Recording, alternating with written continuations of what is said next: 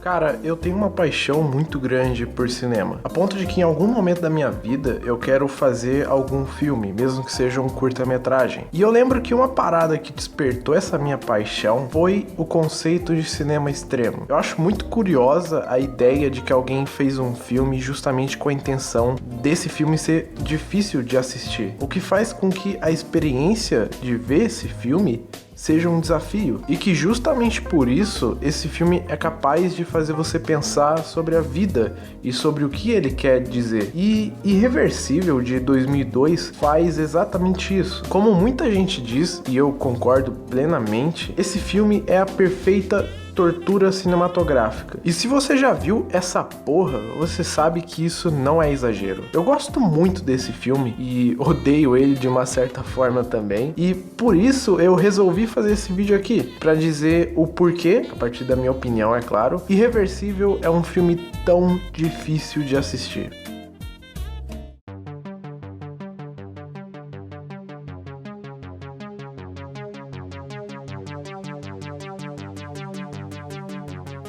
Bom, caso você nunca tenha assistido, saiba que é basicamente um filme sobre dois caras que saem pela rua caçando o cara que estuprou e desfigurou a namorada de um deles. Simples, né?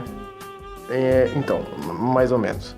Primeiro, a história é contada de trás pra frente, sendo que o filme literalmente começa ao contrário. O filme mais mainstream que eu posso usar como referência aqui é o filme Amnésia, do Christopher Nolan. E esse filme segue aquele mesmo formato, onde uma cena é seguida pela cena que cronologicamente veio antes dela. E relaxa, é menos confuso do que parece. Segundo, já expliquei. Mano, ele não é nem um pouco fácil de assistir, até mesmo pra quem já tá acostumado com esse tipo de filme. Irreversível não é um filme que te deixa desconfortável por causa de gore, apesar de que tem uma certa cena com um certo extintor de incêndio que puta que pariu. E ainda assim, a real é que só tem uma cena de gore no filme todo, ou cena com sangue no geral. O que perturba aqui nesse filme é o contexto dessas cenas e a forma como o diretor, Gaspar Noé, que a propósito é um dos meus diretores favoritos, faz para elas terem impacto no seu psicológico. E uma coisa que você tem que saber sobre o Gaspar Noé é que um dos temas mais recorrentes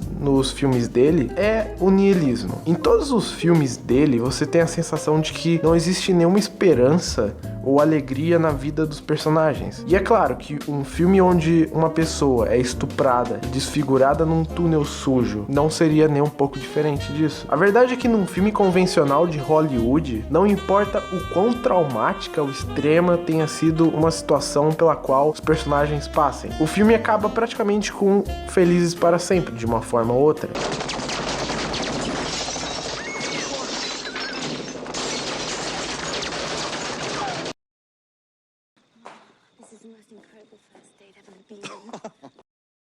Mesmo que seja um filme que por si só não é o mais otimista possível, no final os personagens são reconfortados por alguma esperança e alegria por terem, sei lá, sobrevivido para aquela situação. E aqui isso não acontece. Depois da personagem da Alex ser violentada, Pierre e Marcos vão atrás do responsável. Chegam numa balada / casa de swing gay, com o Marcos particularmente desgraçado da cabeça, em especial porque tava sob efeito de... E ele começa uma briga com um grandalhão aleatório. O grandalhão derruba o Marcos, quebra o braço dele, mas o Pierre, que tava por perto, salva ele de ser estuprado, destruindo a cabeça do grandalhão com um extintor de incêndio. E depois disso, depois que o Pierre mata o cara, a câmera lentamente vira até mostrar o rosto do cara que tava conversando com o grandalhão. E a gente vê ele completamente entretido pela cena. Mais tarde, conforme o filme avança, a gente descobre que esse é o estuprador da Alex, o cara que a galera tava procurando. E a história acaba com o Marcos sendo levado por uma ambulância e o Pierre sendo levado pela polícia para responder por homicídio. E o mais trágico disso tudo é que o Pierre só entrou naquele lugar para proteger o Marcos.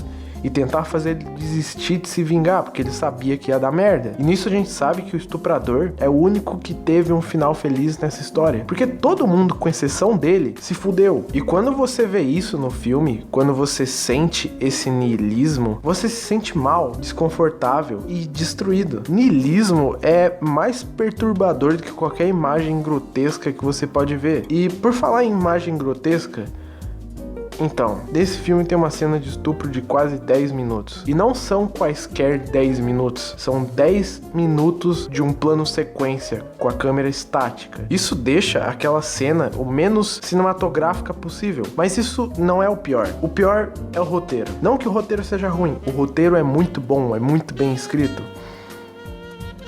Mas é uma tortura do caralho. O contexto dessa cena segue o conceito de lugar errado, hora errada, que é basicamente o conceito de fazer com que aquela situação seja o mais aleatória possível. É basicamente o seguinte: quando você vê um personagem em um filme passando por alguma situação específica, existem contextos e motivos para ele estar passando por aquela situação. Num filme de máfia, por exemplo, se um personagem é assassinado, tem um contexto para isso.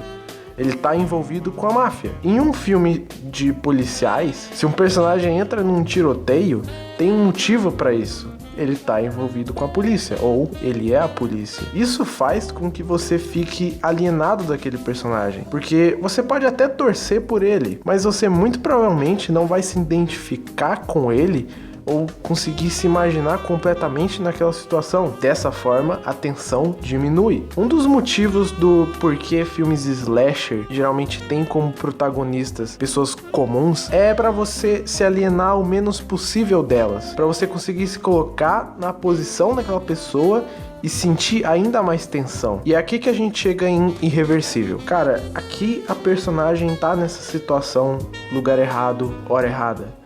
Ela simplesmente tá passando por aquele túnel no momento onde esse cara também tá passando por lá. Ele desiste de estuprar uma outra garota que ele ia estuprar e resolve estuprar a Alex. Lugar errado, hora errada. E com isso você se aliena bem menos pela personagem. E isso tudo faz com que essa cena seja muito desconfortável de ver. Sério, quando eu vi ela pela primeira vez eu quase vomitei. E olha que eu já tô acostumado a ver cinema extremo. E conforme o filme vai passando e ele vai se transformando num drama barra romance fofo, já que ele tá ao contrário, você começa a ver os personagens tranquilos, trocando ideia, interagindo, a imagem do que tá por vir pra esses personagens continua na tua cabeça. E eu acredito que essa segunda metade do filme, onde tá acontecendo um total de porra nenhuma, é a parte que realmente te tortura. Tem uma cena mais pra frente onde eventualmente você descobre que a Alex tava grávida e provavelmente ela perde o bebê quando é violentada. E toda essa situação cria essa atmosfera desconfortável onde você simplesmente quer parar de ver aquele filme logo, porque o contexto de tudo, a imagem e os conceitos que você sabe que estão por vir ficam na tua cabeça e fica te torturando cada vez mais. E isso tudo mostra o quão foda o Gaspar Noé é como diretor. Sério, eu amo muito esse cara. E quando eu vejo que as pessoas só lembram desse filme porque ele é... eu fico genuinamente triste, porque tem muito mais substância nele do que só uma cena de estupro de 10 minutos e uma cena de um cara brincando com extintor de incêndio. Esse filme, ele é desconfortável pela forma como ele é feito, como ele é montado, por todo o conjunto de ideias, conceitos e ações. Porra, até o áudio e as músicas e o movimento de câmera faz parte desse coquetel de puta que pariu, vou vomitar. Ele é um filme muito bem feito e que tem uma mensagem, o que faz com que esses temas tão delicados não sejam usados de uma maneira desnecessária, não sejam desrespeitosos. Ele faz você pensar na vida, mesmo que o pensamento seja: uau, a vida é realmente uma grande e bela merda. É por isso que Irreversível é tão difícil de assistir, por todo esse conjunto de sentimentos que ele te traz. E é por isso que eu gosto tanto desse filme. E eu sinto que filmes são justamente pra isso. Filmes foram feitos pra fazer você sentir coisas. E Irreversível realmente faz você sentir muita coisa. Na maioria do tempo é vontade de vomitar, mas ele cumpre o que promete.